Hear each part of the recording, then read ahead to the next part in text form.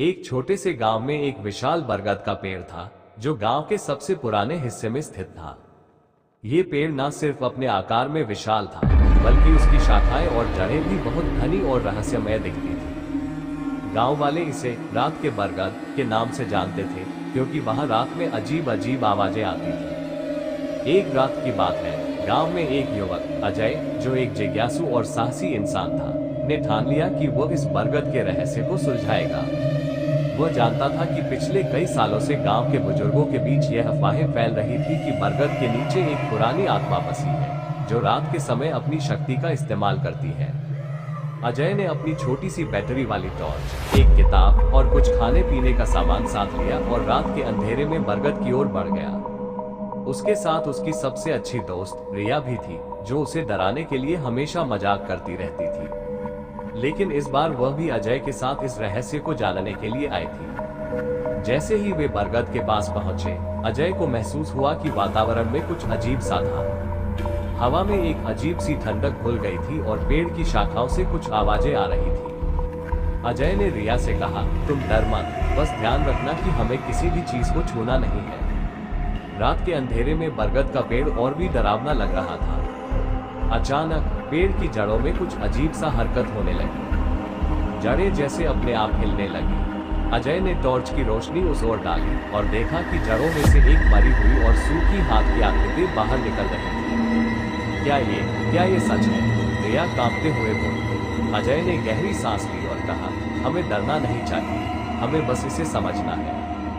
वह धीरे धीरे उस हाथ की ओर बढ़ा और जैसे ही उसने उसे छूने की कोशिश की, एक जोर की चीख सुनाई दी। यह आवाज इतनी डरावनी थी कि रिया तो चिल्लाते हुए भाग गई, जबकि अजय खड़ा रह गया। उस चीख के बाद पेड़ के पास से एक हल्की सी रोशनी चमकने लगी। अचानक अजय ने देखा कि एक कटा फटा चेहरा पेड़ की छाल में उभर आया। वो चेहरा धीरे धीरे उसे घूरने लगा। अजय के रोंगटे खड़े हो गए।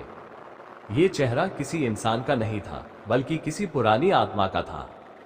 तुमने मेरी नींद में खलल डाला है, वो चेहरा बोला। उसकी आवाज में कोई भावना नहीं थी, बस शुद्ध क्रोध था। अजय की धड़कन तेज हो गई, लेकिन उसने हार मानने का नाम नहीं लिया। उसने सोचा, यह आत्मा कुछ जानना चाहती है। अगर मैं इसे शांत कर दूं, तो शायद ये हमें छोड़ दे। अजय ने अपनी किताब में देखा और पाया कि इस बरगद के पेड़ के नीचे एक प्राचीन आत्मा का वास था, जो अपने पुराने जीवन में एक साधु था।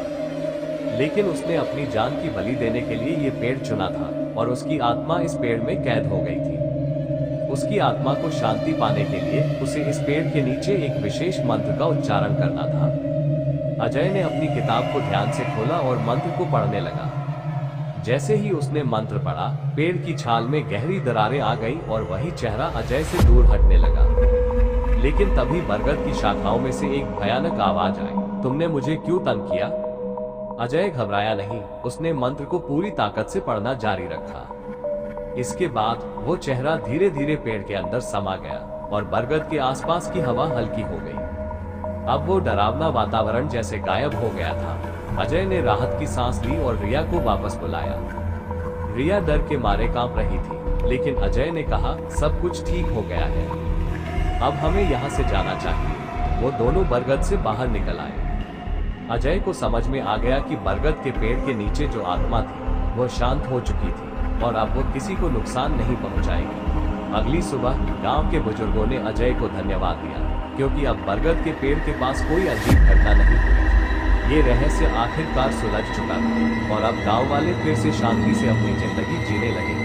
लेकिन अजय हमेशा याद रखेगा कि रात के अंधेरे में बरगद का पेड़ केवल एक पेड़ नहीं था, बल्कि एक पुरानी आत्मा की कब्र भी था, जो कभी भी वापस लौट सकती थी।